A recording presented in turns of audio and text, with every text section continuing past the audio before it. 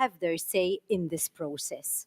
So today's event is being transmitted live simultaneously with 4 workshops taking place in 4 countries. We have one here happening in Malta, and I thank everyone for joining us here this evening. We also have another one happening in Italy. Ciao Italia, benvenuti.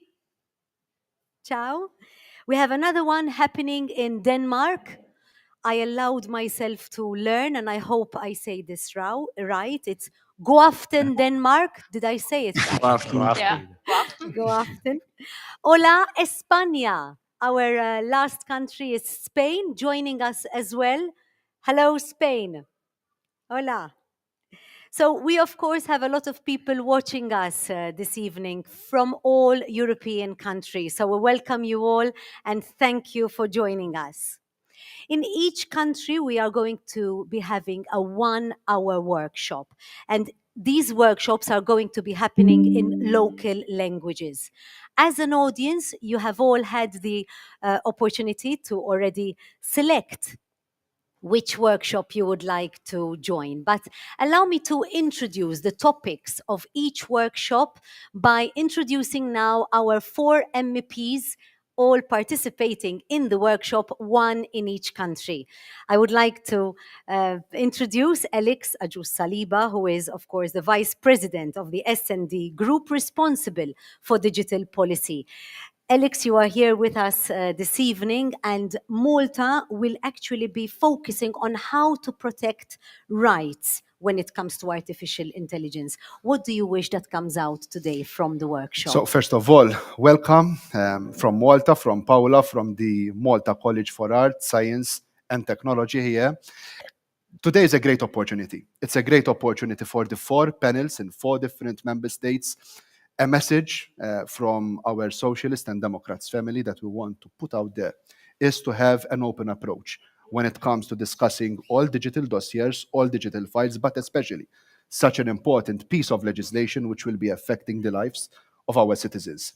And as a political family here today, we are not discussing a futuristic dossier. We are discussing something which is affecting on a daily basis the choices of our consumers, the fundamental rights of our citizens. Therefore, it is really important in this whole process of negotiations, in this dialogue that we have within the European Parliament, at Council level, at Commission level, to do it right. And one of the most important aspects that we will be discussing here today at MCAST, Paula, is the issue of enforcement, is the issue of giving the right information to our citizens to be able to enforce their rights when such important decisions are being taken by artificial intelligence. Therefore, today we have a wonderful panel here with academics, with students, with stakeholders who will be dissecting this subject in an easy way so that our citizens, those who are viewing this session, will be able to understand what we are doing. Very good. Thank you. We promise you everybody's going to make a lot of effort to try to speak about this subject in the simplest ways. And I am sure that was the general rule across the board. So please do stay with us, and I hope you engage yourself in each workshop. I would now like to go to Italy. There we have Brando Benifei. Brando is the S&D MEP, Artificial Intelligence Act spokesperson. Hi, Brando. I have a question for you, if you can hear us, because in Italy, they are using the Big Brother concept to address the workshop today. How to avoid AI. And in fact, of course, how to avoid AI as an intruder, not to avoid AI. How to avoid AI as an intruder. So Brando, I know you're very passionate about this subject and working thoroughly on the legislative. Is Brando with us? Sì, io sono il relatore del regolamento, quindi sono quello che sta negoziando il testo all'interno del Parlamento europeo, lavorando insieme ad Alex e agli altri colleghi eurodeputati. Sono impegnato, come ora si diceva, a evitare che il regolamento sulla intelligenza artificiale non riesca ad affrontare i veri problemi rispetto al controllo sociale, all'impatto sui diritti fondamentali, al rischio di una società del controllo e diciamo di sfruttamento dei dati personali senza invece una consapevolezza e una capacità delle persone di poter essere al centro invece dello sviluppo dell'intelligenza artificiale. In particolare nel nostro workshop approfondiremo proprio questi aspetti, cioè come far sì che l'utilizzo dell'intelligenza artificiale sia un'opportunità e non un rischio per diversi ambiti, quelli appunto della libertà personale, del mondo del lavoro, della questione relativa ai diritti fondamentali, ecco. E quindi questo è uno degli ambiti su cui come gruppo stiamo lavorando con particolare enfasi nel negoziare il testo del regolamento, perché vogliamo essere sicuri che ci sia uno spazio per sviluppare un'economia e una forza, diciamo, anche di crescita di un ecosistema dell'intelligenza artificiale europea, ma rispettando non solo i diritti fondamentali delle persone, ma anche la capacità di mantenere la fiducia delle persone. Siamo in una democrazia, senza fiducia non ci può essere introduzione di nuove tecnologie. Questo è un po' il senso del nostro lavoro. Grazie, molto grazie Brando. We now go to Copenhagen in Denmark, where we have the S&D MP, Internal Market and Consumer Protection spokesperson, Christel Schaldemose. Hello, Christel. Hello, and good evening here from Copenhagen. Good evening to you too. Christel, in Denmark, you are tackling AI from a safety point of view. What will you be bringing to the table in your workshop? Well, first and foremost, I would like to say that we are here today hosted by the trade union of the engineers in Denmark, and it's situated in a very beautiful place, but you can't see it because of the darkness. But anyway, what we're going to discuss today is that in the AI proposal from the EU Commission, they made a risk-based approach to AI. But we would like to discuss, is that enough, or do we need to have more? Do we need to have some common principles? Do we need to give users some rights when we're talking about AI? And today with me, I have a very good panel. First and foremost, I have Jens Bostrup, who is going to be our moderator. And then I have two professors in AI, both of them. Thomas, they're called Thomas, both of them as well. And then I have one representing Nikolai, representing the Danish Chamber for Commerce. So I believe, and then we have good people from NGOs behind us. So I'm looking very much forward to have a good discussion and report back to you on what we think we need to do more and better. Fantastic. Thank you very much, Christel. And finally, we go to Leon in Spain. We have MEP Jonas Fernandez, who's understanding, basically the workshop in Spain is understanding AI across the board. And this is what the workshop in Spain will be about, education and understanding of the AI. Jonas, or are you there? Yes, perfect. I'm here. Do you hear me? Yes, we hear you. Thank you very much for being with us. And I would like to ask you how and what do you wish to bring out in your workshop today? Okay, perfect. Now, first, thank you so much for the invitation. Good evening. And of course, it's an honor to participate in this multi-location event, to discuss the future and the present of the artificial intelligence. As you may know, the Spanish member who should be here organizing this event indeed in León should be Iván García del Blanco. But finally, he cannot be with us because he is unfortunately on a sick leave. So I would like, and I'm sure that all of you wish him a prompt recovery, and we will do our best to conduct the debate in Spain. Most of our panelists are in León. I am very close to León, but I am in Oviedo, but less than 1 hour from León. And I would like to share with you some ideas that Ivan shared to me, because at the end of the day, he is our specialist on artificial intelligence. And Ivan thinks that literacy serves to ensure that all citizens of Europe and particularly those who has to operate artificial intelligence systems have a sufficient level of skills, knowledge, and understanding on the benefit and risk that artificial intelligence implies. While we are indeed, Ivan and Brando and the rest of our colleagues in the Parliament are negotiating the position of the European Parliament on the Artificial Intelligence Act, AI literacy is to be included as a concrete obligation into the regulation in Europe. People, and especially young and elderly, should understand the opportunities and risks of the digital revolution. And to this end, we need to enter into a new age of digital knowledge, what Ivan liked to call a new age of digital enlightenment. An adequate artificial intelligence literacy is now increasingly necessary for citizens, for all generations to participate in society and benefit from accessible digital services to learn, play, work, and progress in our lives. And to discuss on this matter, to analyze maybe with a more cultural or more education perspective, we'll debate with an excellent expert, as I said, most of them in Leon, I in Oviedo. But I am sure that we will have a very, very brilliant debate about how we could enlarge the literacy on AI. Thank you so much. Gracias, muchas gracias, Jonas. Thank you for being with us as well. So, as you can see, back to our audience now, we will dive into 4 different but equally important discussions of the legislative surrounding AI. In order to seize its full potential to benefit society, we need to ensure that if ever our rights are compromised or affected, we have enough tools and mechanisms to seek their protection as well as compensation.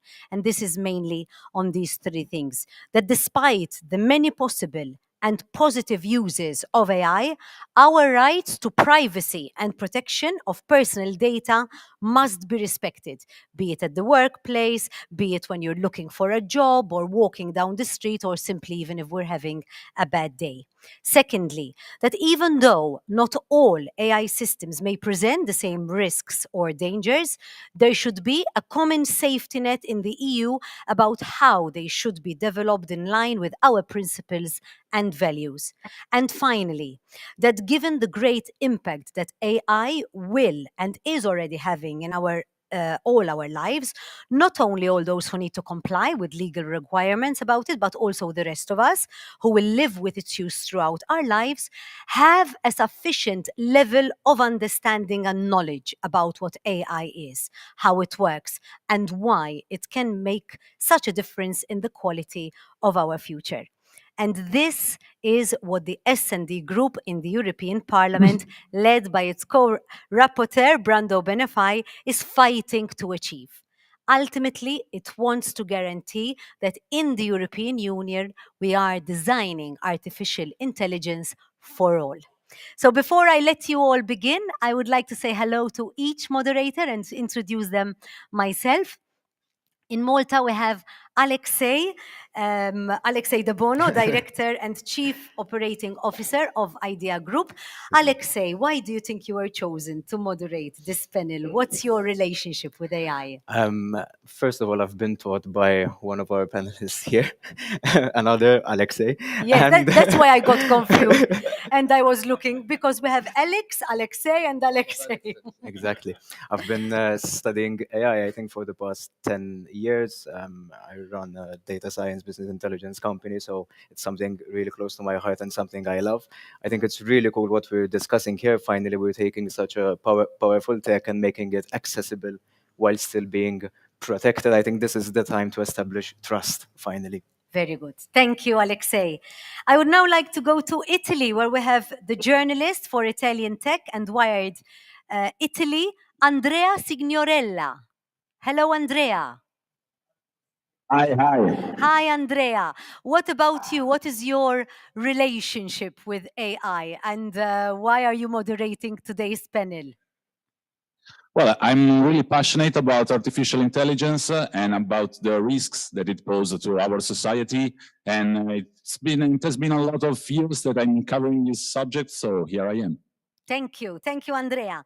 In Denmark, we have journalist Jens Bostrup. Hello, Jens. Good evening. Good dear. evening. Good evening. Jens, what about your knowledge and understanding of AI, and what are you trying to achieve in today's workshop? I'm trying to achieve that we can have some concrete suggestions from our panel of experts and the stakeholder, and give that to Crystal, and hopefully she can use that input in the further work. Very good. Thank you, Jens. And finally, another journalist in Spain, we have Javi Vega. Hello, Javi. Tell us a little bit, Javi, tell us a little bit about your knowledge of AI and how you perceive to conduct your workshop today.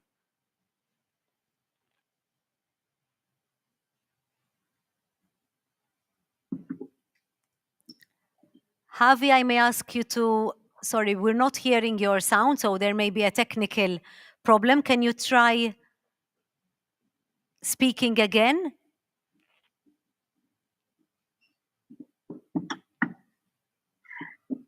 Okay, we cannot currently hear Javi, but that is the moderator of the Spanish panel, which I hope now will get back with its technical issues and conduct the workshop fully. I will leave it all in the good hands of our moderator, and then we will come back in exactly 1 hour at the end of each workshop, where we will then have our final suggestions and what came out of each topic.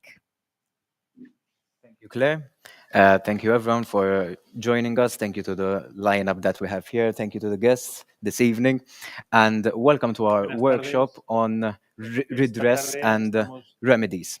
And let's start by introducing our people here. So MEP Ajus Saliba, the Vice President of the S&D Group.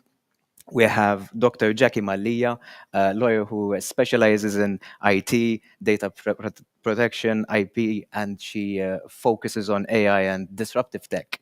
Next to her, Professor Alexei Dingley, professor of AI at the University of Malta and an overall evangelist of the AI space here. Next, we have Dr. Annalise Seguna, who's a senior legal officer at MDIA with an expertise in AI, cybersecurity, and DLT. And finally, Dr. Ian Gauci, a lawyer and key expert in relation to the tech and fintech space here in Malta, highly active in the AI space. So, finally, we will start with the first question with MEP Ajus Saliba. You made a very good point earlier that we are dealing with something that we can't ignore anymore. It's a highly powerful thing, but we'll make an extension that it's a highly common thing. It's everywhere, from your smartphone to your smart assistant to your YouTube account to recommend new things to watch. So what is the role, what is the goal of S&D Group here to make such a powerful tech accessible to everyone, but at the same time protecting the rights of the European people?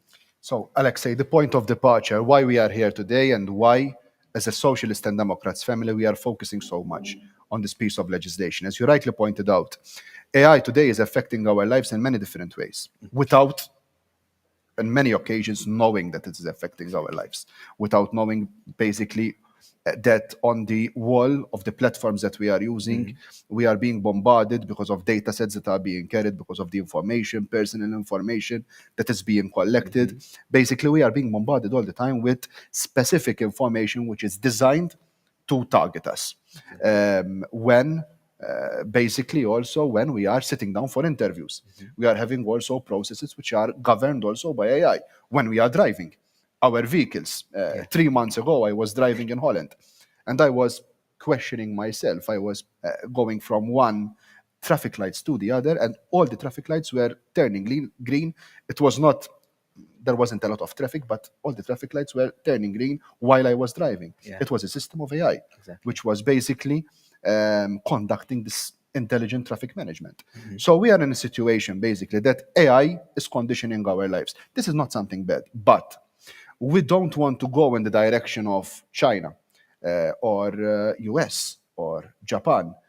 We don't want a social scoring system here, whereby we are basically losing all human power when it comes to these decisions, and we are leaving it in the hands of black boxes where no one is knowing exactly what is happening.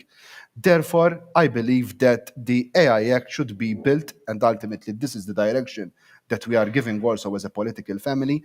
The AI Act should be built on the European Union's fundamental rights, fundamental values. These should feature in this legislation, and that is why it is so important for us to have three important elements that I believe they should be central in the discussion that we have today. First of all, information. Our citizens should be informed on what is going on. If they are not informed, ultimately they don't know what is happening with their data, with the bombardment of information that they are getting, with the decisions that are happening behind their backs. Explainability. People should understand. They should have an explanation on what is going on. So information, explanation, and redress and enforcement. The first draft of the Commission was speaking about just a public authority. We want to move and take it a notch higher than that. We are advocating for collective redress. We want to give all the tools to our citizens to enforce their rights. This is happening throughout in a lot of pieces of legislation.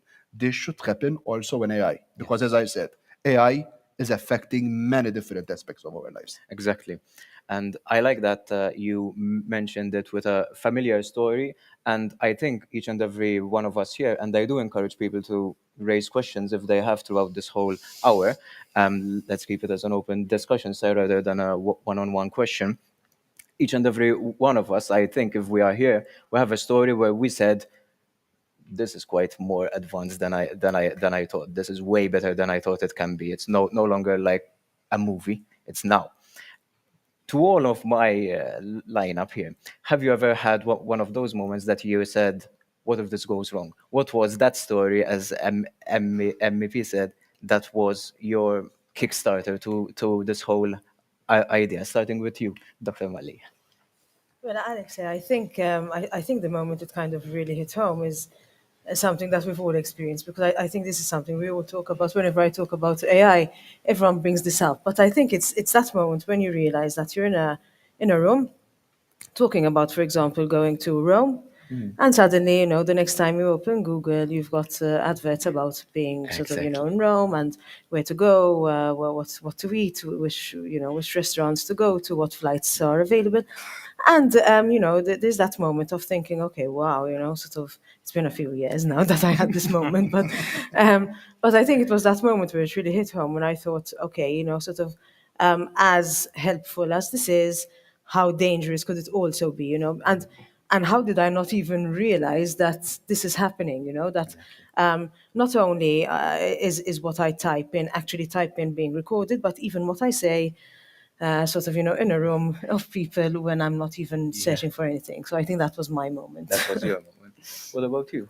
In my case, it happened quite a long time ago. 20 years ago, I was in the United Kingdom. Yeah. We were designing a system called Companions. It was aimed at helping both children and then elderly.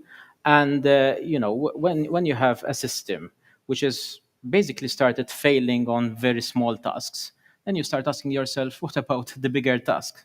So if I were to change a little bit your question, it's not about the if, it's about the when.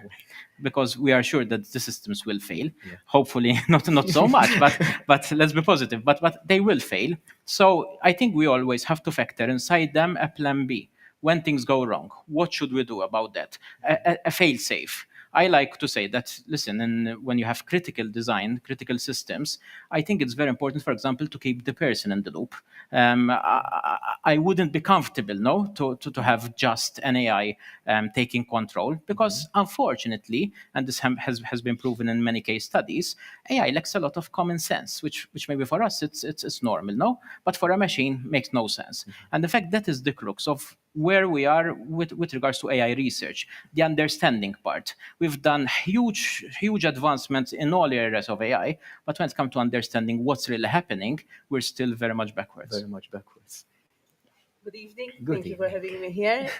From my end, I knew that like using Siri or using spell checkers had AI in their components. But once when I was at work at MDIA, we had this seminar, and our technical administrator showed us this program that from simply inserting text, you get an art.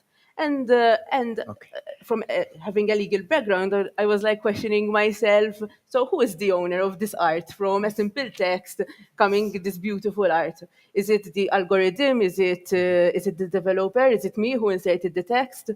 And from there, a lot of questions started coming up, and the AI Act legislation as a draft was coming in to the authority, and we started going into more AI. Yes, Dr. Gauch. I'll keep to the point. From my end, I think it started not from AI, but from the pervasiveness of technology. Okay. So pervasiveness of technology, particularly through code.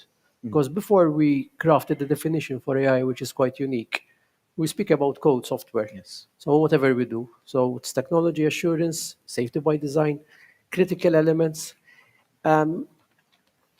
Through those particular facets, I got fascinated by the impact of technology in my particular field on societal facets and on the law. So even codifying the law, where law could be, code could be law, and Yes, yes. I mean, that's a debate for another time. That led me as well to the AI. So AI, then reading about narrow AI, general AI, super intelligence. I mean, we are not, but we talked several times. We're lawyers. We tend to be curious, particularly lawyers who love technology. So there I started venturing into that particular area. Yeah. The next chapter was something quite innovative. So we're lucky that we're Europeans, where we have a specific law dealing with an output function, which is AI. Yes, yes. And I like how we mentioned that there's no common sense in AI and there's no one giant AI system. That is still not there yet. There's a lot of mini components that we build with AI, but it's narrow, as we like to call them. So an AI is very good, but it's only good in that particular task. So something I like about this movement is the fact that it's starting to take systems and dividing it into unacceptable risk systems, high risk systems, so on and so forth. And this basically affects and changes based on the data being collected and how it can impact a person. Do you think that there is enough awareness by the common people about what is being collected about them and what is not being collected about them in general? I don't think so, no. When you are explaining basically the information that is being collected and how that information is being used, the decisions that are being taken, I think that one of the biggest aspects of AI is its opacity. It is functioning always in the background. Yeah. So that is why it is so important and it is fundamental, ultimately. First of all, to categorize AI. 5 months ago, I was in an IMCO mission at Silicon Valley, and we had an exchange of views with a number of professors at Stanford University. And when we mentioned this concept of categorizing AI and inserting the concept of values and European values when it comes to AI, they were laughing at us because the concept is totally different. But ultimately, although I believe it is of utmost importance that we continue to scale up when it comes to our innovators, where we have a number of innovators, our researchers, where we are leading the way, that is of utmost importance. But there are a number of values that we should and we must protect. And the central value, and this is central in our policy as an S&D family, is to protect users, to protect consumers, to protect the fundamental rights of our citizens.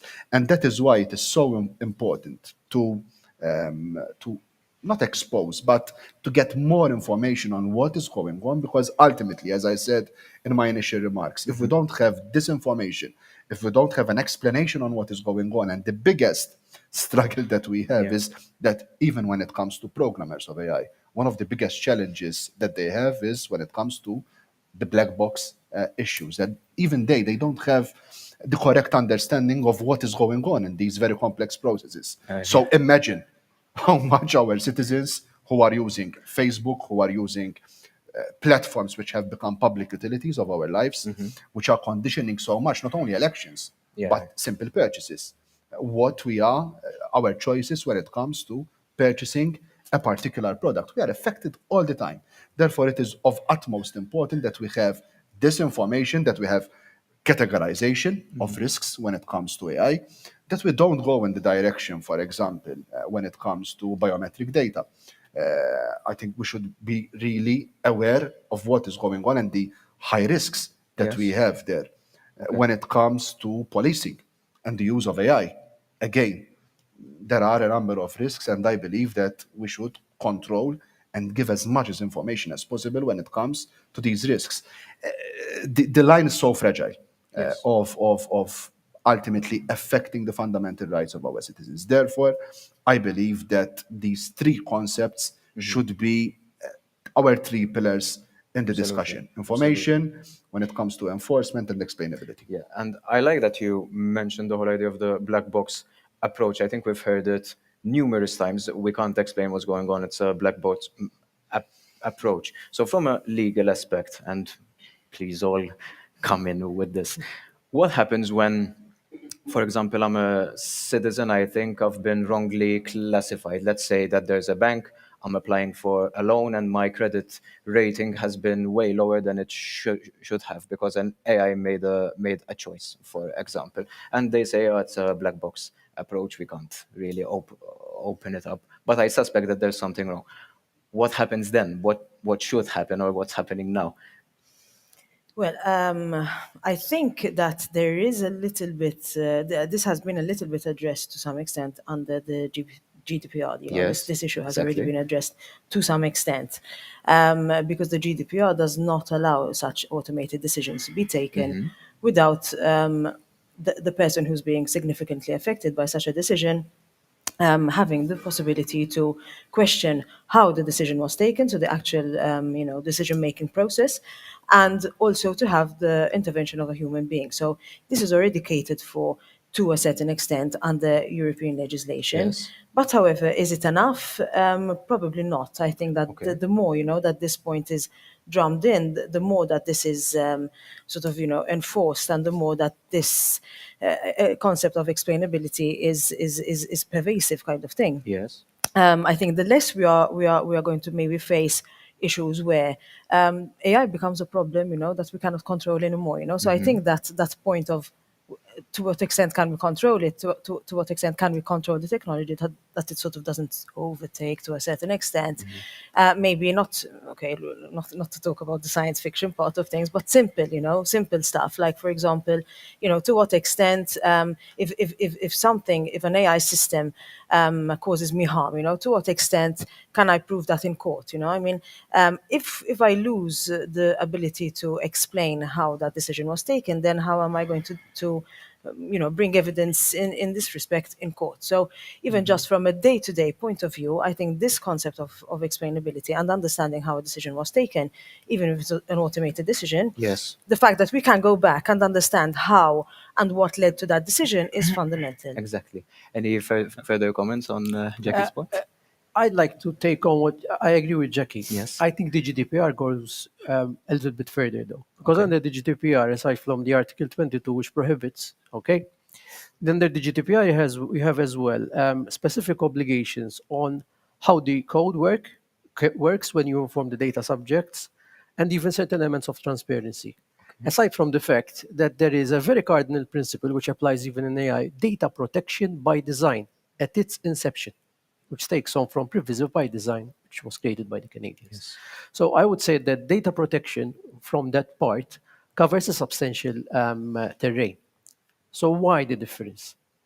As Jackie correctly pointed out, AI, okay, in AI, you need to prove certain things in court. So with imbuing trust, you're imbuing trust by accountability. From accountability, when you have data sets, when you need to keep data logs, there is as well transparency and traceability. Those are available to the public. However, another important distinction, and this is extremely important, GDPR on its own, as a matter of fact, one of the iterations of the AI Act is that as much as possible, no, it should be, the GDPR applies when data protection rights kick in. Yes. Even with regards to the sandbox, there are specific provisions, explicit consent. However, and this is very important, the AI Act covers not only personal data. Within a realm where AI is becoming so powerful, we're speaking about as well quantum computers and all the rest. The distinction between what is personal data as we have it under the GDPR and other forms of data or data about data is going to be very flimsy. So I think that having another act, the AI Act, covering non-personal data, okay, the GDPR does not cover non-personal data. okay. The AI Act will accomplish that. I think it's fundamentally important. And let's keep one thing in mind. Both acts stem from Article 16 of the TFEU. So they have the same objective. Yes, I agree. Can I Yes, of course. Both Jackie and Dean are speaking as lawyers. I will speak as a user. Okay. And I won't relate a science fiction story, but a horror story which happened to me. Go on. Okay. This was last October. I was in Lisbon for a conference. The first day I got some money from the ATM. Second day I went to a restaurant. I went to pay, and my card got declined. Okay. I tried to contact. It's not a local provider. It's one of the many providers you know about. Probably all of you have an account with him. I tried to contact the chat. The chat got disconnected. So imagine I'm in Lisbon trying to pay my bills, and I can't because my card got disconnected and the chat is silent. It's gone. Okay. Luckily, I had another card because it would be very embarrassing, being in the middle of Lisbon, not capable of paying. But anyway, that led me through a process of a number of weeks where I was bounced through different institutions, 5. The last one being in Lithuania. And the reply came that they had every right to terminate my accounts, but without an explanation, because all I wanted was an explanation. Why? Did I do something wrong? I don't know why. And it's your right. And it's my right. Yes. And their only next step, they told me, listen, open a case in Lithuania, which of course I'm not going to open a case in Lithuania. So. Whilst I agree 100% with the enforcement, it has to be realistic as well for European citizens. Because if I think about myself, I went through all the hassles of collecting documents, writing to different institutions, then they send me from one institution to the other, 3 in Malta, 2 in Lithuania. But can you imagine, somebody who is maybe not tech savvy as I am trying to go through this process? It's impossible. Yes. So we have to be realistic about these rights. I mean, it's not just about enforcement, but real enforcement where the citizens actually get redress from these, and not they start hiding these corporations behind loads of legislations to conceal what they're doing. And second, also the issue of explainability. I think we need to move a step further to have human explainability. Exactly. No? Because the easiest thing to say, listen, it's explainable. Look at all these variables. No, this one says that, this was that, and nobody understands the thing. But how explainable is it for the human? Because after all, that's why we're doing explainability. Familiar is it at the same time? Yeah. And I think we can all recall that when we sign up for new accounts with whatever providers, there's the terms and conditions where you scroll down and you click accept. Probably you'll give your lung, your liver, who knows. Probably AI will be part of one of the paragraphs, maybe. right? I think Prof's point about explainability, which is different from transparency, is very important. Yes. As a matter of fact, not to boast about the Maltese legislation, but when we were dealing with technology assurance, which was one of the first worldwide, even there, the element of explainability, we're not speaking about AI, but even when you have a smart contract, DLT. Yeah. So you have a perception that it will do X code-wise. However, irrespective if you have a user, and not all users are have the same level of tech savviness, at the end of the day, the English text would prevail, and the English text is what counts because Precisely. it is something which is universal. I think you've hit a very pertinent point. I think that is one of the, it's actually point zero. Because you start from the irrespective of the design. You can have the best design in the world, the authority will understand it, the technicians will understand it, it is well taken by the industry, but at the end of the day, if the user is going to use it, in what language are we going to portray the effectiveness, the safety, and to a certain extent, the value to be perceived by the users? And that is precisely it. Here we're not speaking about code. It's plain simple English or Yeah. plain simple Maltese. Agreed. Agreed. Absolutely. Very valid point. I think it can be extended to the fact that since these systems are mostly live systems, cloud-based systems, you know that a development team is going to push an update and you're officially using the version of the system with all the AI changes, so on and so forth. Do you think that it should be a world where, in order to make it even more explainable, to find out what's being traced about us, let's say that I have a social network, for example, and my address is being used for targeting of promotions, right? For example, it either can be achieved through a notification-based system, like from now on, this is going to be as part of the tracing that we're going to do. Opt-in, opt-out, like you do when you allow cookies, for example. Do you think that this will help people to establish even better trust? Like, okay, so from this point forward, this company is keeping me further in the loop. This entity is keeping me in the loop. Is it a minor change? It could be, but I will now trust this company more simply because it's coming clean. What do you think? Something which I would like to point out in this respect is that the proposed AI Act is obliging the providers to be transparent in the sense that even on the system or the product, the provider must explain clearly and in an accurate manner, even understandably, all the characteristics of the technology, even those risks which are foreseen. In fact, something which we are working on as well is the AI liability directive, because in this aspect. It is important as well to mention that it is not only the AI Act that gives the user the right to launch a complaint with a market surveillance authority, but we must keep in mind that we are going to also to have rights with respect to damages, which are also Yes. rights that we already have in our civil code.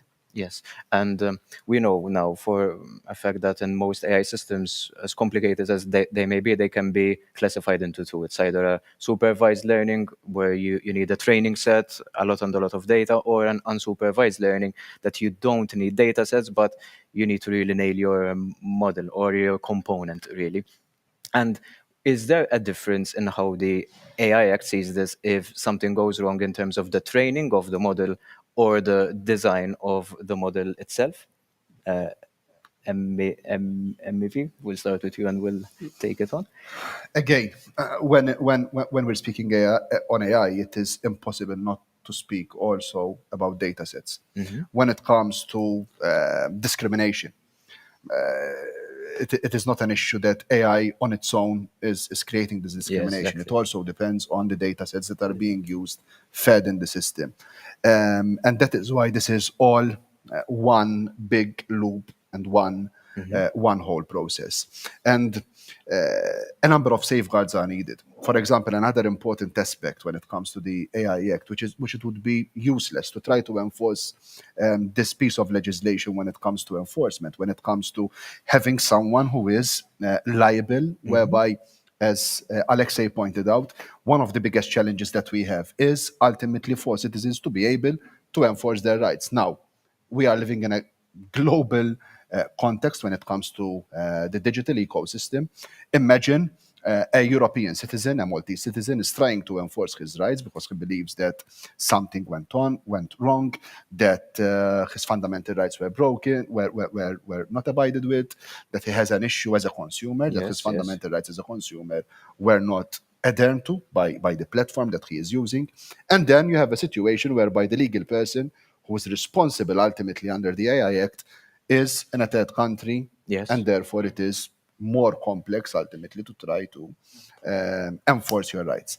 I think another important aspect when it comes to the AI Act is having a legal representation also of third country platforms, persons who are using this AI, who should be established in the European Union. And that can also help both when it comes to data sets, both when it comes to the whole process of AI, ultimately to be able to enforce your rights in these very complex situations. Exactly. You would like to extend on his point?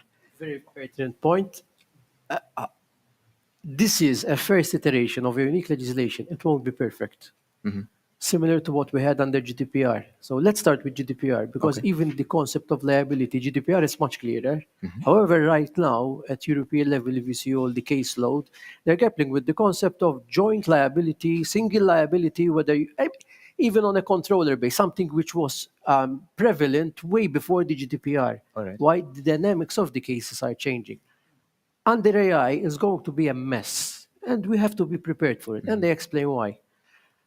In AI, we're trying to regulate, similar to what we have under product legislation, and it takes as well GDPR, AI as a sort of product. AI is not a product. Exactly. AI might be a subset of other product. It might be an enabler of larger platforms. Of course, we're speaking about Facebook, social media. Social media is already regulated. It's going to be heavily regulated in Europe because it's a first, even on the code. As a matter of fact, even the AI Act is without prejudice to the DSA. And under the DSA, you have transparency measures, which are not even found under the AI Act, even when you do an impact assessment on the impact of the algorithm, not AI, on humans, fundamental human rights, where you need to publish those results. That is not present under the AI Act. Major flaw. Okay? But nonetheless, AI is going to be difficult. Why? Because there is a different value chain. Yes.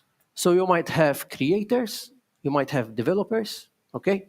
You might have multiple developers because AI might be OpenAI, generative AI, only God knows. Feature engineers. You might have different data sets, open data you find on the internet, data which could be trained, data which is readily available data, what we have right now, so it already has bias. Yes. All right, nobody can cater for that.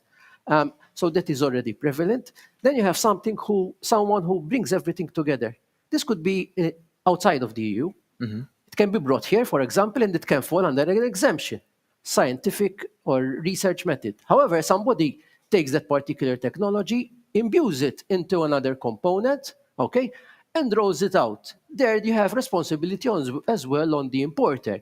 So, as a lawyer, I mean, how are you going to attribute? Okay, it's a nice thing to have in a legislation, responsibility, liability. However, how are you going to attribute direct liability for something to present in court? Particularly when in certain instances under the AI Act, for example, the developer is disjunct in certain instances from liability. So he develops, but then the person who rolls it out in the EU is responsible. But how can the person who is rolling it out be responsible for the data set if he has no idea about the data set? Yes. So what I'm saying, the AI Act is creating a very nice terrain for eventual legislation to follow. It's a first. But specifically on liability, specifically on imbuing responsibility directly on the person who is really responsible, because it is there where redress is effective. I think that initially we're going to grapple with a lot of difficult stuff. It's tough. And following on what he said, let's say that we reach a world where we want to address directly a particular component that went wrong. Do you think it's a matter of, or an easy thing, that you take the multitude of components of an AI system, whoever made that component signs off that I am the responsible person if this component goes wrong. If the other component goes wrong, I'm in the clear. Is it that easy, or what do you think? I'll leave that part to the lawyers. Fair enough. But I'll comment about the data because, you know, a big chunk of that is the data. Yes, of course. And before moving with my comment, I'd like to make a premise. All right. So first of all, I think personally, I thank God that I'm part of the European Union. Okay, because when you see some horror stories abroad in China, in America, I don't know. I've seen cases where people were sent to jail by an algorithm without an explanation. People who had their credit rating zeroed, same thing without an explanation. Exactly. So you know, first of all, let's start from that premise that I appreciate that, you know, the EU is doing a lot compared to many other countries. True. My only concern, and this happens normally, but I think we should be a step ahead, is that, you know, there are some things happening which we should already sort of address from now. In particular is the issue of data. So, you know, we all know that data is important. But what's happening at the moment is that the amalgamation of data is making it extremely difficult to identify the source of that data. Okay, in fact, there are techniques called federated learning whereby they accumulate this data. So even though there is personal data, I cannot pinpoint exactly who is the owner of the data or who does it represent. Okay. To make matters worse, all right, the issue is not that we will stop using data because we will still need data, but we're moving towards synthetic data now. Okay, so AI can create models which model each and every one of us, but not based on real data, but on synthetic data. Yes, Just to give you an example, Ariel, which I'm working on, we're doing a project on identification of dementia markers. Okay, we only have 30 patients, so of course we need much more data. What do? We use an AI to generate new data. Pseudo data. Okay, yes, and that leads to, you know, the profiling of clients, but not based on personal data. It's based on synthetic data. All right. And that is one of the things that scares me the most. Why? Because we've mentioned cookies. No, we understand cookies, but cookies are not the future. Cookies are the past. Exactly. All right. So these companies are looking at techniques of modeling and profiling people without using their personal data now. Very true. All right. And the biggest issue which I see is not, you know, the big brother we mentioned before, where there are the cameras. It's a big issue, and we should address it, mind you. But I'm more concerned. I think Alex mentioned, you know, when Facebook decides what I should see. Because Facebook is grooming me and each and every one of us towards certain things. And that is something very subtle. And that is very dangerous. Okay? Yes. And it's designed like that. It's designed like that, like by design. Casino style where you pull the slot But and you get a again, different... I think one of the root causes also, here we are dealing with an ecosystem, and ultimately the ecosystem of these platforms is built on advertisement. Exactly. And I think that one of the root causes, which we are also trying to address, of course, within the European Parliament when it comes to targeted advertisement, which are all happening because of the algorithms and all of these processes. Yes. Ultimately, I believe that this is one of the cures, let's put it like I that, would think so. that we can have to the situation ultimately also to tackle the way that advertisement is working, which is fueling also these platforms. The targeting, right? This touches as well, however, on human centricity. Alexei was mentioning pros because otherwise I'll mix it. Human centricity. Okay, so you have human oversight. We have as well enhanced human oversight in the AI Act. Fantastic, all very good. However, human centricity. What do we mean by human centricity? The AI Act factors, to a certain extent, it's human rights oriented.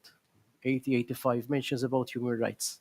And the current risks are based on, to a certain extent, one, human rights, which is predominantly GDPR. Why? Because we don't have, as yet, AI risks which are cast in stone. So that is the starting point. However, what is missing, and this is human centricity, is the human. And here I must laud the initiative which was done by all the MEPs from the first iteration to the last, because even redress rights, where the human, the actual, not user, because even the definition of user is flimsy, the actual human as a consumer, not a user, because a user can be somebody who deploys the technology as well under the AI Act, is more centered. But there is still a substantial part which is missing. And it falls precisely on design. There is no mention. So we're having pervasive technology of the involvement of the human, the user, even at a design stage, when that design is going to be regulated, and it is going to be regulated predominantly for his avail, for society's avail. However, his input factor is absent right from the start at a design. Same thing happens when there is a conformity assessment. whether it is done to a certain extent self-conformity assessment. Quite honestly, I must state, I don't believe in self-conformity assessment when you're regulating, and I have to be clear, okay, on that, particularly in an area where we are deeming so risky that we had to regulate the technology AI About per it. se.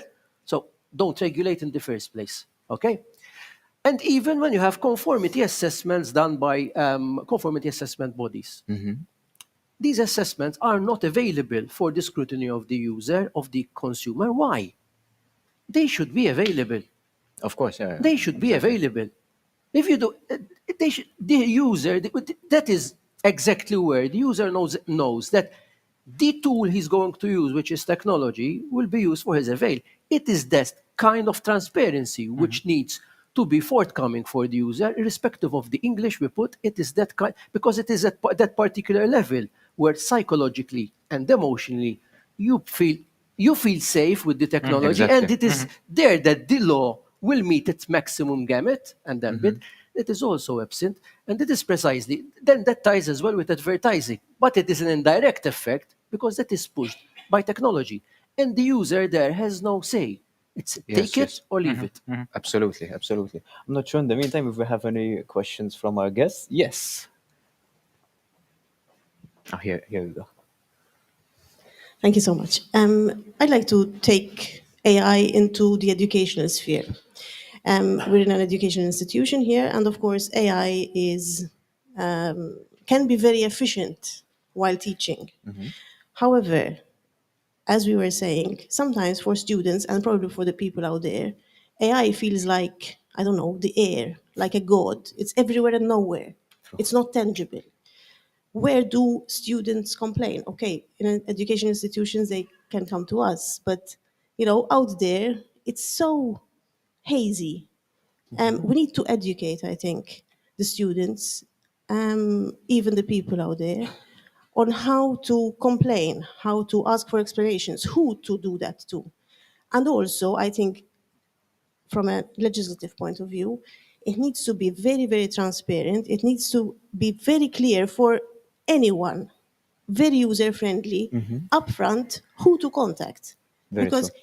sometimes it's, you need to go all over the place to find where to send an email to. Very true. And that is unfair, because it's either we have AI for all human beings, for everyone to use, and it's everywhere around. Then, because of that, we need to make it accessible, the complaints, to be accessible to everyone. Apart from that, I think we also need to take into consideration law, where, from an educational point of view, especially in a college like ours, like MCAS, where we also have industry involved. So data sharing with industry, where students are not only at the college, but also at the place of work. So that kind of data sharing, what rights do students have? I think that is something that needs to be very clear from the start with industry, with the colleges as well. Yes, okay. So do you see that there's based on her question, that there's every company and industry in some shape or form of their HR has to have a contact person or a department that's literally their job is this, to take grievances from people when it comes to their tech, especially the AI component of their tech? Is it that easy, first of all? Well, I mean, I was going to take it a step further, actually, Okay. than this. I mean, and I fully agree with your comments. But I don't think that they are limited to the educational sphere. I think that this is a problem that everybody is facing, and I'm going to go back a few steps to a conversation that we were having a few minutes ago, regarding this fact that I mean, how much information does any one of us have? I mean, where do we go to get this information? What are we doing? And I think that there is so much lack of information at this current point in time that people just give up. And they just go along with it, and they're giving up more of their data. And you're accepting. You do things on social media and whatever without having a second thought as to what where is this going? What are they doing with this information? I mean, we don't know so much. I mean, including myself. I mean, I myself find myself and I'm a data lawyer. I have, a fair sort of amount of knowledge about technology, but I myself am lost as well. I mean, when you're dealing with, you go onto a website, you go onto an app, we really have no idea, because it's true, there is the information there. Who actually reads that? Nobody does. Exactly. I find the fact that obviously I'm a lawyer, so if anyone's going to read it, it's going to be me, but I don't. So I have no idea. I don't really find this whole concept of the privacy policy and so on extremely helpful in reality. I mean, Yes. you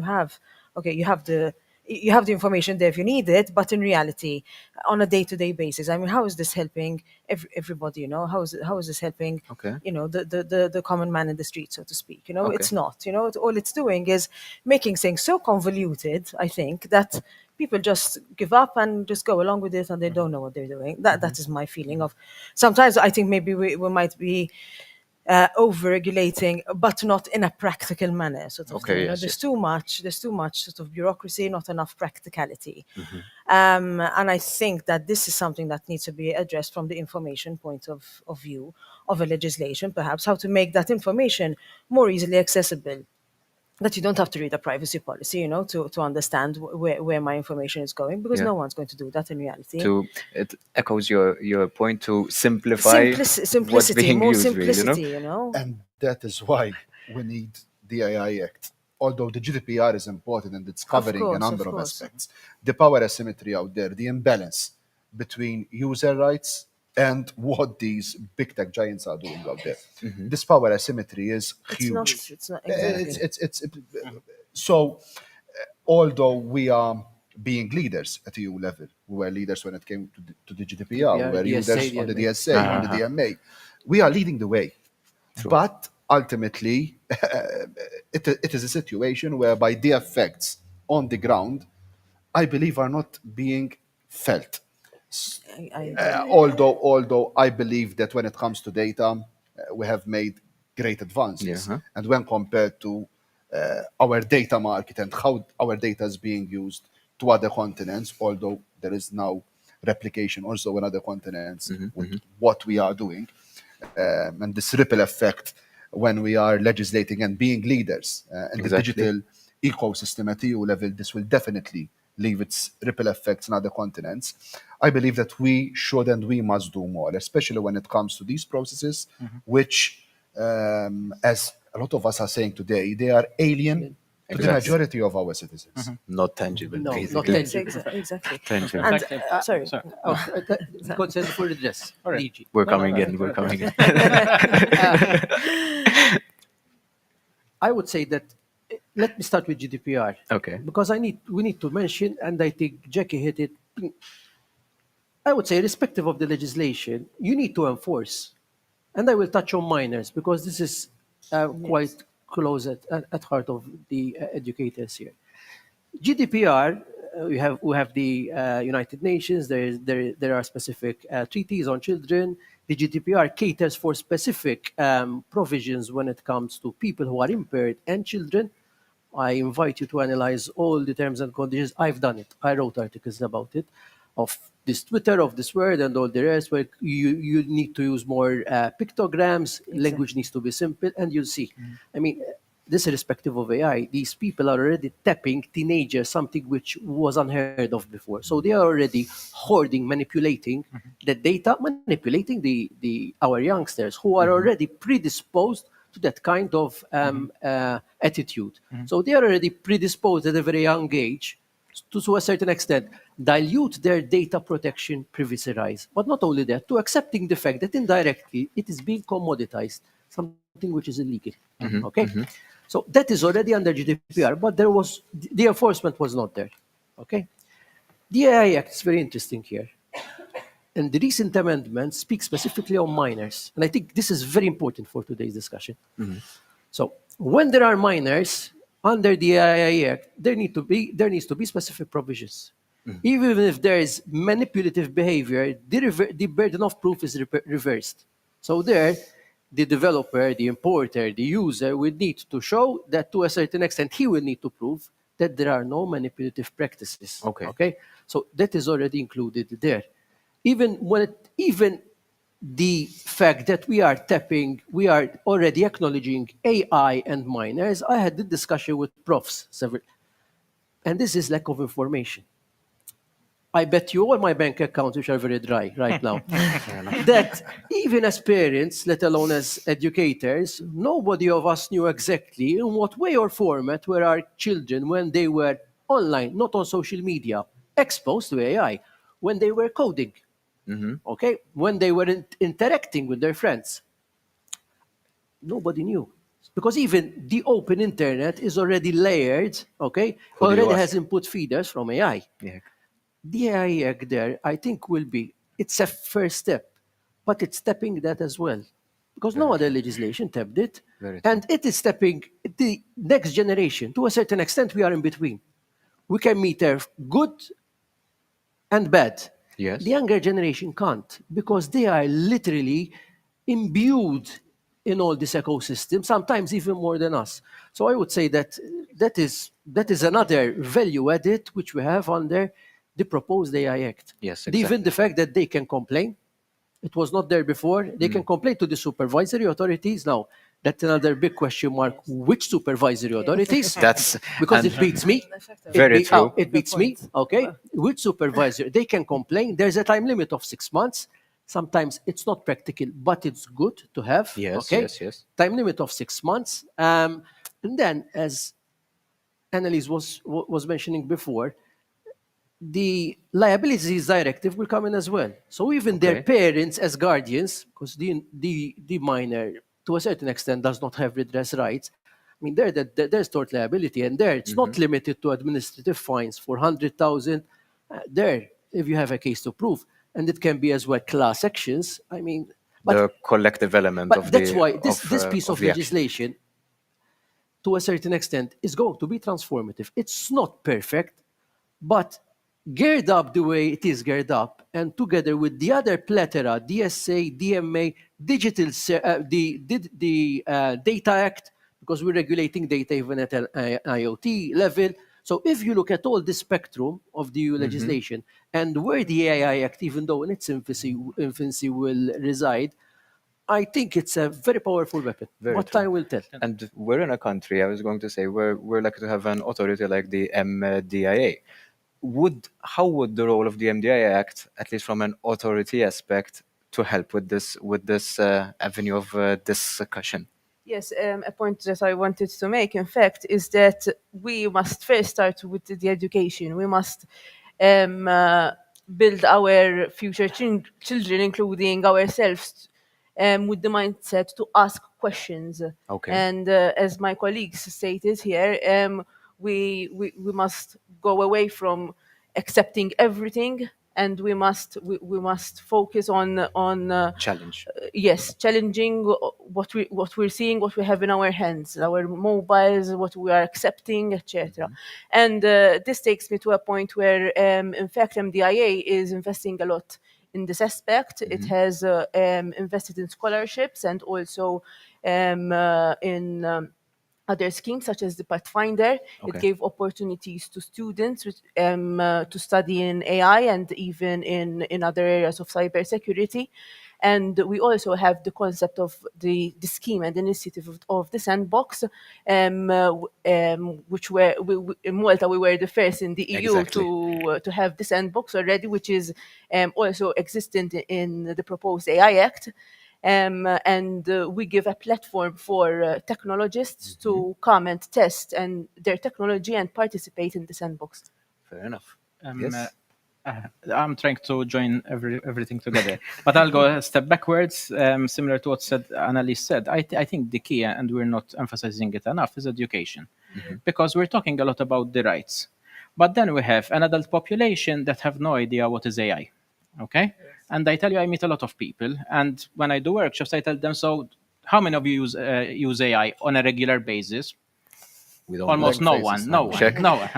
Then when I start giving them examples, yes, I use that. So people do not realize that they're using AI. And two, we have children. We send them to schools, and schools are not equipping them with information about AI. So we have the let's say, older generation, which is not knowledgeable about AI. The younger generation, we're not giving them enough information about AI, and then we're giving them these rights, which probably they don't know So how the to effects use. get amplified. So I think that is where we should really focus on the educational aspect. That's true. Yes. Any other questions from the panel in the meantime? I think you have a point to make. There's someone. Beginning of the discussion, you mentioned social scoring, and it was something which was considered as something that the new AI Act will definitely ban. But you mentioned that it's not just only like in China from public actors. It could be coming from private actors, private industries. For someone like me who doesn't really know about the ins and outs of AI and how it's applied every day, how are private actors actually using some forms of social scoring around us, and why do we need to regulate on this? Because it's something which it seems exotic the way the Chinese are using it, but are we actually victims of social scoring in our daily lives today? Social scoring, I think, is a reality. Like predictive policing, which is a reality, which is a very dangerous reality. So these are realities that are surrounding us. I think that we are not at the same level as the US, China, when it comes to these very intrusive, let's put it like that, Very true. and which can be very discriminatory. But at the same time, I believe that it is also important to also make it clear in the AI Act, as we have in the first draft. It is clear, totally clear, and I think it is a line which is being accepted by all political groups at EP level, and also I think at council and commission level. So this is very easy. Even software that can predict is captured by the AI Act, which is not captured under Article 22 of the GDPR. So I think it is of fundamental importance that we have these number of listed operations, AI operations, which totally are not in line with the European values, with our democracy, with our fundamental draw the line clearly. And definitely they should not be used because they are too risky and their impact on our society is too big to handle. Fair. I'm not sure if you had a point from I earlier just, discussion. because this is kind of interesting in a way, because I think the question here was as well, like it's used by public authorities as opposed to private entities. And I mean, yes, obviously the use of social scoring by public authorities is regulated. I believe that by private entities, not so much.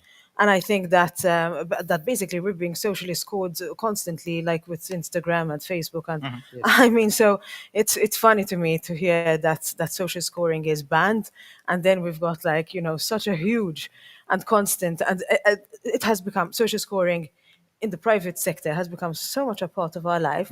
That's like we don't even question it. It's second nature. So I wouldn't say I can't even comment that it is banned. It is banned maybe by public authorities in certain situations. Okay. So in fact, I tend to agree. It is banned. It will be banned to a certain extent, and I will explain. And there's as well an interesting twist that even now public authorities, law enforcement authorities who use AI, we need to put in a general register. And to a certain extent, even lawful enforcement authorities who use certain types of AI might have even the data protection authorities doing their impact assessments. However, one thing which worries me, and this I think touches directly on what Jackie is saying, what is not applicable under the AI Act?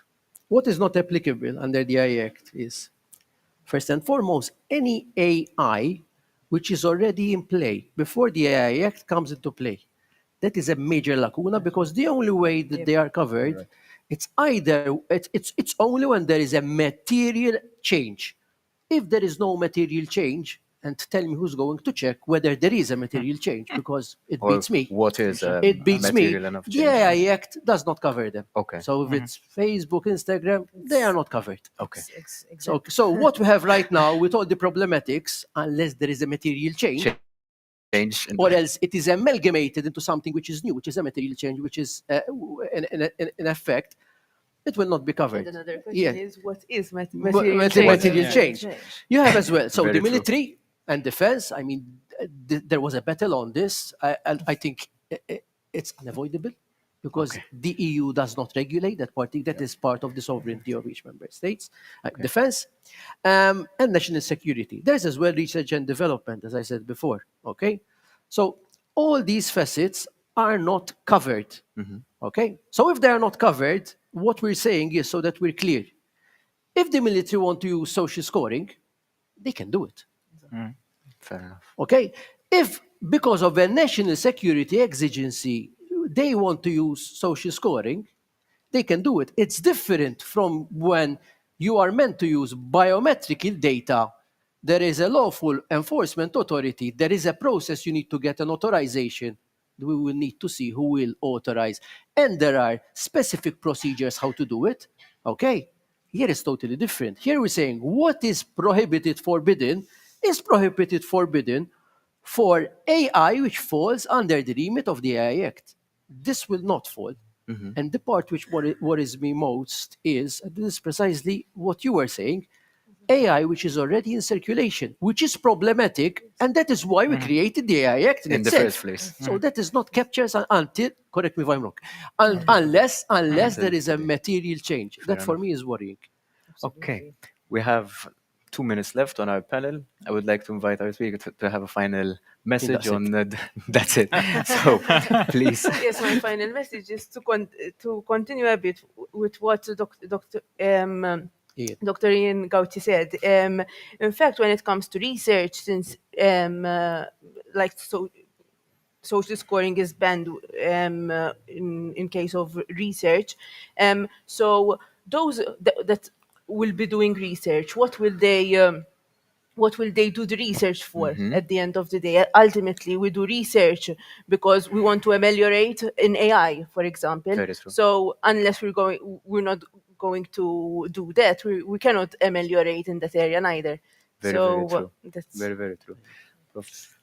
No, my final message is that, here we're talking within the context of the European Union, of course. Yes. But we don't live in a bubble, and we will be subject to what's happening outside as well. And just this morning, I was telling you before, I don't get impressed very easily, but this morning I saw an AI which really impressed me. So this AI is capable of churning huge amounts of text, and the quality of the text is up to a graduate person. Fair enough. Okay, so this will lead towards a new wave. I like to call it a tsunami of misinformation coming towards us. And we need to counteract that tsunami of misinformation, because now it will be very hard to distinguish what was written by a human, what was written by not, which is fake news, which is not. So this is the society we're gonna live in the coming few months. Very, very true. Dr. Malia. I think very final comment about enforcement. I think that enforcement at an EU level is still very fragmented because it's still left up to the various authorities and laws in the various member states. I think this needs to be addressed as well. Fair enough. And that's it from our end, and that brings a close to our workshop. Claire, on to you. Thank you very much. Timing. Perfect timing. Thank you very much. Amazing. Welcome back. Welcome back to all of you. I do hope that you all had a very fruitful and engaging debate. This is the moment where I actually now give the floor to each country. Of course, the MEP of each country participating will give us an overview of what the main fruit of that debate, of course, was today. We have around 5 to 6 minutes each to share between each country, and then of course we will have our final and concluding remarks. I would like to start with Malta, since we are here. Alex, I'll give the floor to you. Please do let us know, let the rest of the people know watching us what this debate in Malta here was about. So first of all, we had a very interesting debate. Thanks a lot to all the panelists and also to academics and also other stakeholders who participated in this very insightful discussion. We tackled one of the most important aspects of the AI Act. It is useless to do all these safeguards without having a mechanism to be able to enforce what we are putting down on paper. And enforcement, redress are fundamental elements in this concept. I think that our discussion related about the importance of having a human-centric approach, which is totally in line with the priorities of our political family, with the priorities of the S&D political family. And we touched upon the importance, ultimately, to have more awareness from our users, from our consumers, to be able to enforce their rights. Again, it is useless to have all these mechanisms in place without having a situation whereby our citizens will be aware on what is going on. Therefore, the importance of having information, therefore, the importance of having explainability. And we touched a lot upon the issue of explainability, the complex systems of AI, the intrinsic use of data, and the difficulties that we have ultimately also to pinpoint our fingers on what is going on and who actually is having this responsibility. So ultimately, this was a discussion dealing with not only the initial draft deals with the issue of public enforcement. We want to take it stepping it up. Also to give more tools for our citizens, for our users, for our consumers to be able ultimately to enforce these rights that we have in this AI Act. Again, I want to thank all the panelists. I think it was a very informative discussion, and we try to dissect as much as possible this very complex piece of legislation. Now, I believe we are in the 10th, 11th draft. During the negotiations, the draft is always building up with more ambitions. And I would also like to thank all my colleagues. Some of them are here leading other panels. Brando Benefei, who is our co-rapporteur in the Internal Market Committee, our shadow rapporteur in the LIBE committee, and also Crystal Schaldemose, who worked on another piece of legislation as rapporteur, the Digital Markets Act, which is also will be working in tandem with the AI Act ultimately to create a safer ecosystem, a more transparent ecosystem for our consumers, for our users, ultimately, because we want that our users and consumers have more trust in the system. And we believe that if we give all these tools to our citizens, to our users and consumers, the trust will be bigger in AI systems which are conditioning our lives. Thank you very much, Alex. I move to Italy now, and I invite Brando to share with us the fruit, the conclusions of the debate which you had in Italy. Brando? Yes. Yes, thank you. We had a very good discussion about the risks and opportunities of AI, especially looking at the need for procedures that can involve citizens, that can give them trust in the system. And also we reflected on the frame around AI, what it means, what is the kind of discussion that we are having.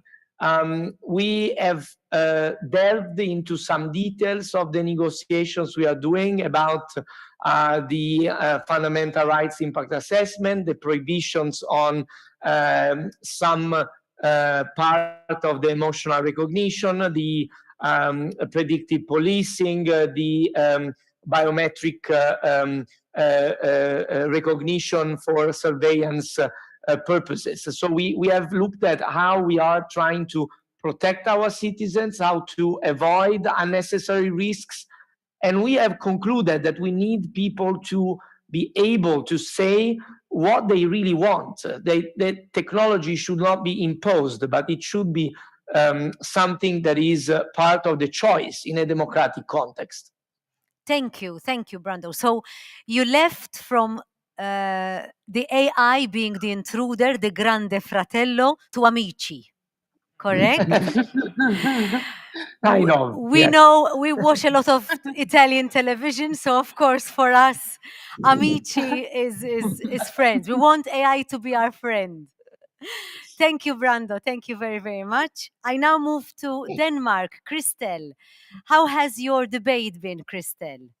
Well, the debate was really, really good, and I have taken a lot of notes. And I can already tell Alex and Brando that we still have some work to do until we have made this AI perfect. So, but let me try to come up with a couple of things we discussed. First and foremost, we have this risk-based approach from the AI proposal from the Commission. And we discussed, is that really necessary to have that in all? For instance, if you use algorithms in the airport to place bins, to do it in the right manner, is that a real risk? Should we even use our common principles? Does that really make sense for something that is not, or apparently not, as dangerous? So we discussed that, but we also discussed how can we avoid bias in many of the systems. We had a lot of very, very good examples on concrete how we already today use AI. For instance, we have a very famous example in Denmark when you call 112. They use algorithms to help the doctor to come up with a diagnosis, and that is a very good example of where it works. But we also talked about this, about explainability. How can we make that work in a good manner?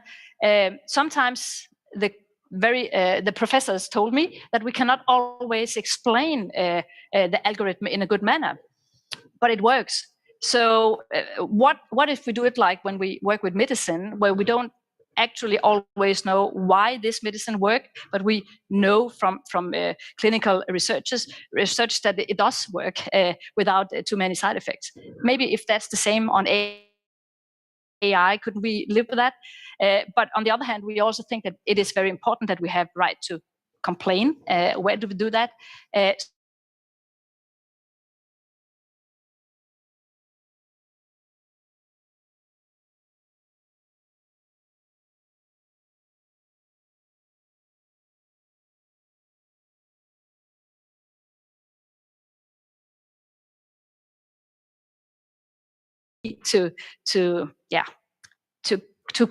To be able to go back and look what worked and what didn't work, and learn from that. But we are only in the beginning of this. Yeah, well, there were in fact also a very good example on why don't we talk more about how we use AI in the everyday life, the financial, the the insurance sector, etc. So we need to look into that as well. So we still have some work to do, but it was very inspiring, and I have learned a lot.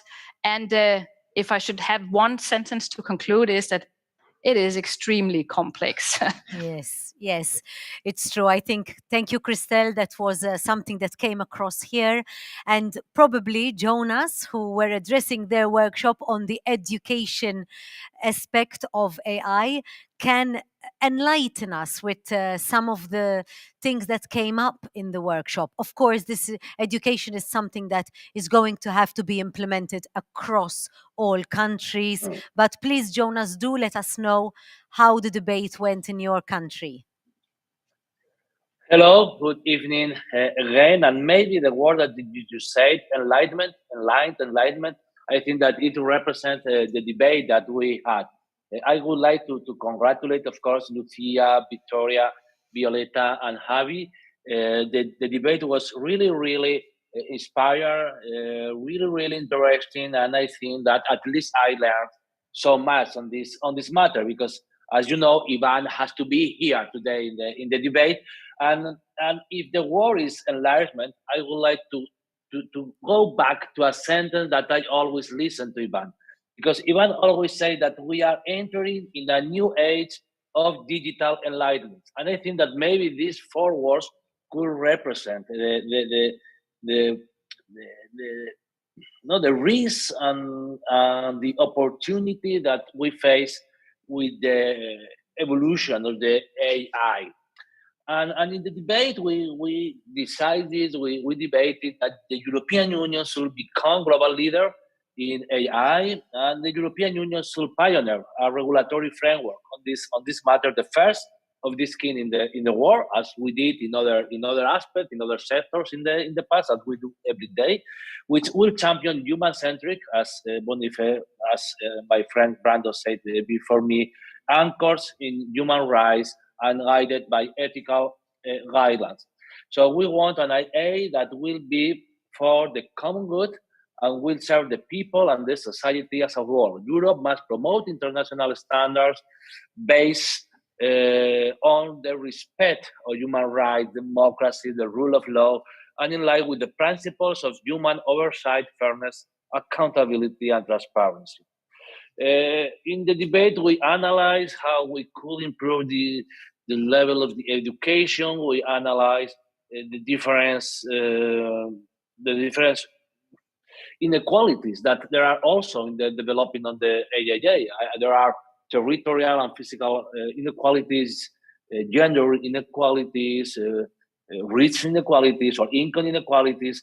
And I think that we as social democrats, we have to take time also to analyze the impact, the redistributional impact of these new technologies in our life. Thank you so much. Thank you for this opportunity. Take care, Ivan. Thank you so much for the debate. And I am sure that next week in Brussels or in Vienna, we will come back to our work to develop this new regulatory chapter on AA. Thank you so much. Thank you, Jonas. Thank you all for your contribution. Do stay with us. We have now concluding remarks, both from Alex and Brando. Let's start with Alex. Alex, first of all, before I come to the question I have, what curiosity do you have now about each debate that went on in other country from the little you've heard? I think that we are very much on the ball when it comes to the negotiations, when it comes to our priorities as an S&D family, with all our rapporteurs in, if I'm not mistaken, 5 different committees in the European Parliament, apart from the 2 main committees. So what the academics, what the civil society has told us today is ultimately being already reflected, and we will continue to reflect on that in what we are going to continue to do in the next couple of weeks until we conclude the first part of the negotiations to have a solid position in the EP, ultimately a position which will work not in favor of big tech companies, but will be working in favor of our citizens and our consumers. So these discussions are of utmost importance for us, because it's always a learning curve to have an open door policy. Yes. And this is our political family. It's a political family of an open door policy to continue to listen, to learn, to get the feedback from our citizens, to implement it in European Union legislation, which is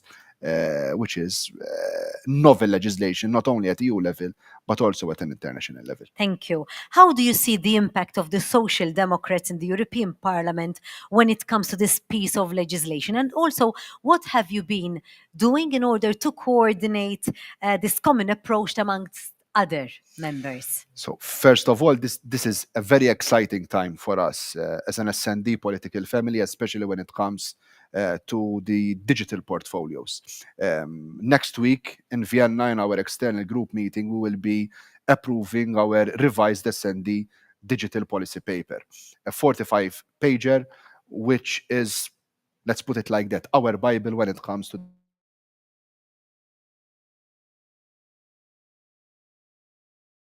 AI, touching upon data and all the aspects that we are dealing in right now at an EU level, and also our ambition of what we want to see during this legislature and also in the next legislatures. So as I said in my remarks, we are trying to keep an open approach as much as possible. As an S&D political family, we are leaders when it comes to the biggest digital pieces of legislations. We were leaders in the Digital Services Act, in the Digital Markets Act. When it came to the GDPR, we introduced a number of concepts. We were leaders when it came to other pieces of legislation which are bringing a change in people's lives, such as the universal charger. And we will continue to do so. And we can continue to do so by maintaining this open approach, by listening, by continuing to increase our outreach, not only remaining in the Brussels bubble, but going directly as we are doing today in each and every member state. But before I conclude, I would like to thank the S&D Secretariat, our staff in the digital Europe working group, our communications team. This is a first also for our political family, whereby we have an activity like this, which is connected at the same time with 4 discussions taking place in 4 different member states. I think and I believe that this will not be the first, that this will only be the first. We will be having a lot more of these events to engage as much as possible in an open way with our citizens, with our stakeholders, with experts at member state level to bring it right. Because when it comes to digital, we have big responsibility on our shoulders, not just to regulate, not just to move forward legislation, but to do it in the right way, to do it in a way that will strengthen our values and ultimately protect our citizens. Very good. Thank you, Alex. I move to Brando in Italy. Brando, in particular to you, what are the next steps? And are you confident that your political group will be successful in getting these priorities across the finish line? Yes, I am, I would say, cautiously optimistic because I see that the negotiations in the parliament are going well. We see that the parliament is mostly united in many of the crucial aspects. In fact, one topic that was discussed more in the Malta seminar, the one about the governance, is one of the topics where there are more differences in the approaches of the parliamentarians. But globally, I would say the parliament is quite united in defending a human-centric approach to AI. My worry is more the negotiation with the council, because I see the different approach when we look at the personal freedoms, at the use of these instruments for social control. So we will need to be very strong, with a strong lead by our group when we will negotiate in the next months. I am optimistic that we can get a good result that can be useful for all European citizens. Thank you very much, Brando. I think that brings us to the conclusion of today. One final question that I have. If today there were participants out there being engaged like I was, I'm not directly involved, but it was extremely interesting to hear all of you talk, and I would love for all this to be simplified in a way that I can understand it.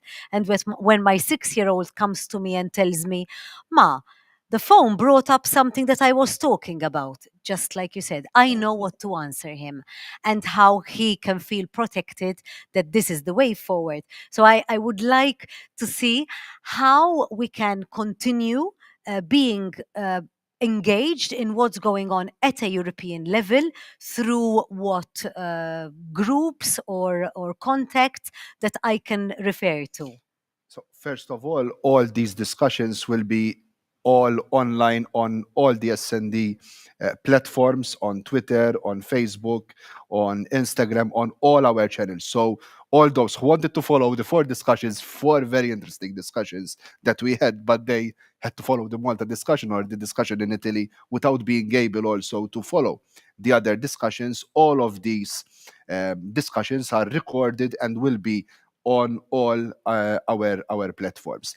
We are a very open political group. Our channels, online channels, are very active. We are pushing forward a lot of material and also explaining in non-technical terms what are we doing with these very complex pieces of legislation, so that our citizens can better understand what we are doing. But ultimately, they can ask us all the questions that they want. Our channels are always open. Our MEPs are always replying and interacting with our citizens. So feel free, if you have any questions, our channels are there. First of all, like, follow all our channels, and you can also ask and interact directly with our members. Thank you very much, Alex. Thank you to all the panelists, Alexei for moderating such an interesting panel, and of course the audience for being here.